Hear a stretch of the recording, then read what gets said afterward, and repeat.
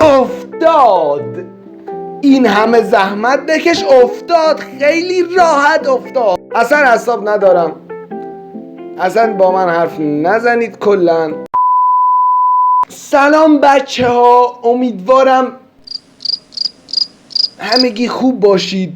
یک روز سرشار از انرژی و اتفاقای خوب رو سپری کرده باشید. اومدم به درخواست یک آدم سم، یک آدم علاف، یک آدم ولگرد، یه بازی رو به من معرفی کرده. اگه سر این بازی فشار نخوری من بهت یه جایزه میدم، ولی گفته اگه بیشتر از 3 بار فشار بخوری باید بری تو حیاتتون فیلم بگیری بذاری تو یوتیوبت و با شیلنگ خونتون خودتو خیس بکنی. یعنی من بگا میرم با این کار و امیدوارم که سر این بازی من فشار نخورم. بازی با این دستای چرت و پرت کار نمیکنه. از همین الان فشار و سمی بودن بازی داره ترشح میشه به من. بازی که با دسته کار نکن دیگه، فکرش بکن خودت. و امیدوارم که بتونم تحمل کنم. و چرا من همش مکس میکنم؟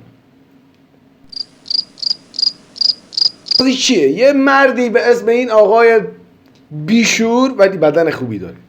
این مرد توی یه کوزه است، یه چکشی دستشه که میتونه راحت این کوزه رو بشکنه، ولی چون اسکله و سازندش یک آدم سمه ترجیح داده که ما فشار بخوریم و بریم هم چجوریه بازی.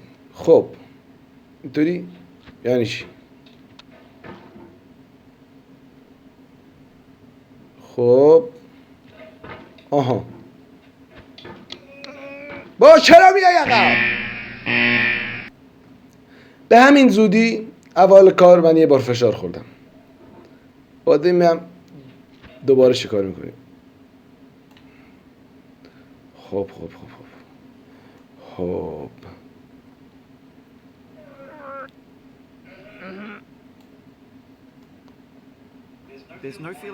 برو دیگه.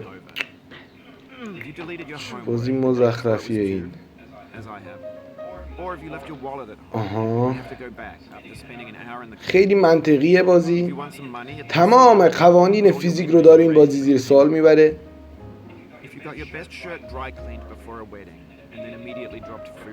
نمیره بالای درخت. این بشر بالای درخت نمیره. من اینو چجوری باید رد کنم؟ من اینو باید 2 بار فشار خوردم. من یه بار دیگه فشار بخورم یه بارم میشه دیگه. 4مین بار دیگه من باید برم اون کارا رو. بابا نمیره. رفت نه برگشت. برو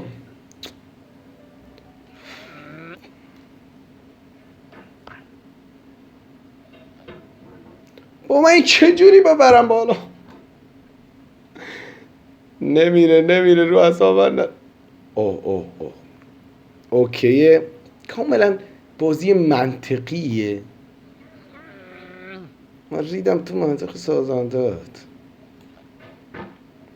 افتاد.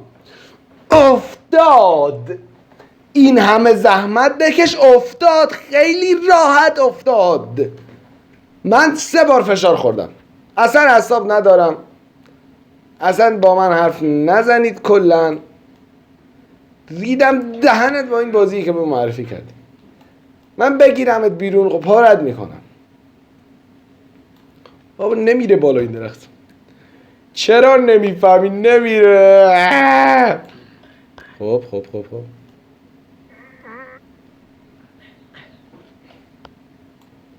بابا میره میوایسه. چرا نمیفهمی؟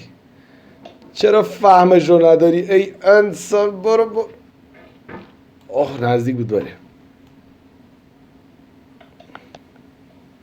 یک انسان گوگولی تو یک کوزه یک سمی.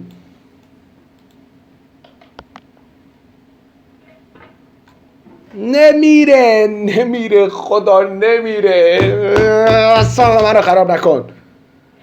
4 بار خریدم و همین الان مجازات من دیگه. چرا مثلا چرا باید ویدیو رو من ادامه بدم الان؟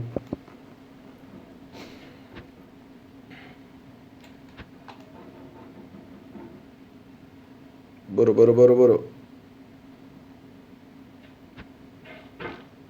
بابا میره نمیشه.